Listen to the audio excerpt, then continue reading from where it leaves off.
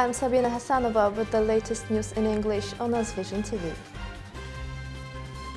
Over the past 24 hours, Armenia's armed forces have violated the ceasefire along the contact line between Azerbaijani and Armenian troops 122 times, the Azerbaijani Defense Ministry says. It has been 26 years since Armenia occupied Kerkijahan, a settlement of strategic importance for Azerbaijan's Khankendi city and surrounding districts. The occupation of Khankendi ended on 28th of December 1991 with the seizure of Kerkijahan. Before the occupation, Kerkijahan was protected by self-defense units of local Azerbaijanis, the newly established police and a group of soldiers of the National Army.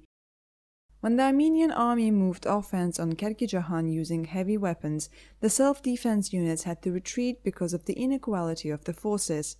The civilian population managed to get out of Kerkijahan thanks to temporary resistance by the self-defense units.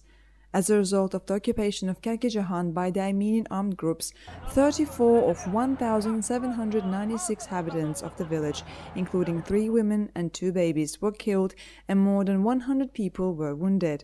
2 high schools, a kindergarten, a library, a club, a telephone exchange building, 10 shops, a clinic, 15 manufacturing plants, and other objects of everyday life were destroyed in Kerkijahan.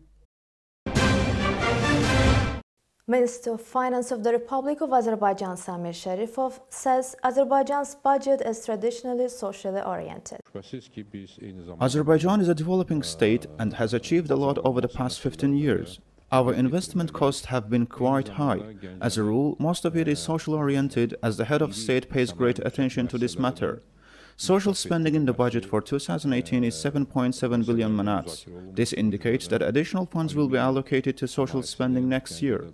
The country's education spending is rather substantial, as it will amount to 2 billion manats next year. 14 more countries will be able to enjoy electronic visas through Asan Visa before traveling to Azerbaijan. This is a crucial step taken to promote and develop tourism in Azerbaijan. Azerbaijani embassies have undertaken relevant measures to improve the efficiency of visa issuance as well as promotion of electronic visas. 2017 was a rather successful year for the development of relations between Azerbaijan and Belarus, says the Ambassador Extraordinary and Plenipotentiary of Belarus to Azerbaijan, Gennady Akhramovich. Azerbaijan and Belarus are also planning to launch a plant in Turkey. We have seen certain positive developments and an excellent level of cooperation in 2017. The relations of our countries were friendly and mutually beneficial as always. Next year will mark the 25th anniversary of cooperation between the 2 countries. The 2 parties will continue working on intensification of comprehensive relations, in particular on the development of trade and economic ties. The investigation into the murder of the Russian military serviceman in Armenia's Gümrü, Dmitry Yalpayev, has finally yielded results. According to the indictment, Arman Janjugazyan and an accomplice yet to be identified stabbed the Russian citizen to death. Note that both are supporters of the Islamic State terrorist group and motivated by religious fanaticism. A criminal charge has been filed against Janjugazyan and he is under arrest. The case will be examined in court. An attack on an office of the Afghan Voice News Agency and a neighboring cultural center in the capital Kabul killed dozens on Thursday, with many of the victims students. Interior Ministry Deputy Spokesman Nasrat Rahimi said at least 40 people had been killed and 30 wounded in the blast, the latest in a series to have hit media organizations in Kabul. The attack occurred during a morning panel discussion at the center, many of those attending students. There was no immediate claim of responsibility. Taliban spokesman Zabihullah Mujahid issued a statement on Twitter denying involvement.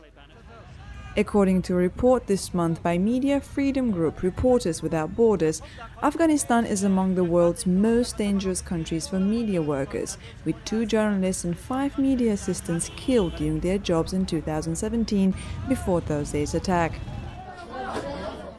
The World Wildlife Fund Russia does not work in the territories of Abkhazia, South Ossetia and Nagorno-Karabakh based on the decision of its international secretariat, says WWF Russia's chief spokesperson Daria Kudryavtseva. The WWF Russia wants to work in Nagorno-Karabakh through WWF Azerbaijan. As far as we know, our colleagues from Georgia and Azerbaijan also do not work in the regions listed in the letter because, according to the Ecoregion Conservation Plan for the Caucasus, no priority tasks for the WWF have been identified in these regions, added the spokesperson.